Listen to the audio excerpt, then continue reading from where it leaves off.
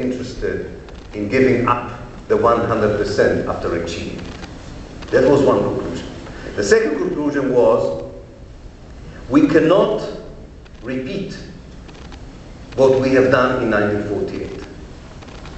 A, because the situation of the war was very quickly over in 1967 compared to 1948. And secondly, there was a sense that the world would not tolerate massive expulsion of Palestinians once more because of the media expansion and so on.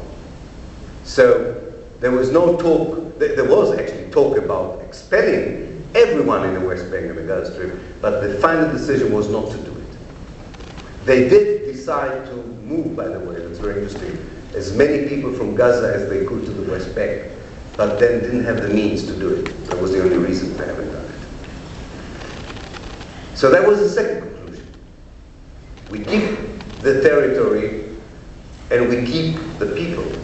So here comes the third conclusion.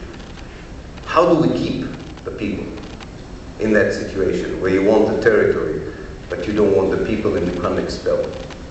And there and then, the Israeli political elite, with the help of their military and academic entourages and sort of circles, decided to create what I call, in my new book, that will come out hopefully in the summer, the mega prison.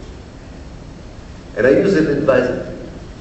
They used two models of mega prison as a formula for running the life of the Palestinians. And the previous speaker said something, if I remember correctly, a very famous quote from Dayan saying that you would live like dogs until we will decide, or something like that. We decide what to do with it. This was the atmosphere. And the mega prison had two models, as I mentioned. One was the open air prison, a very liberal prison. In other words, should the Palestinians accept the reality that the West Bank is controlled, the West Bank and the Gaza Strip are controlled by Israel, and that the Jordan River is the border of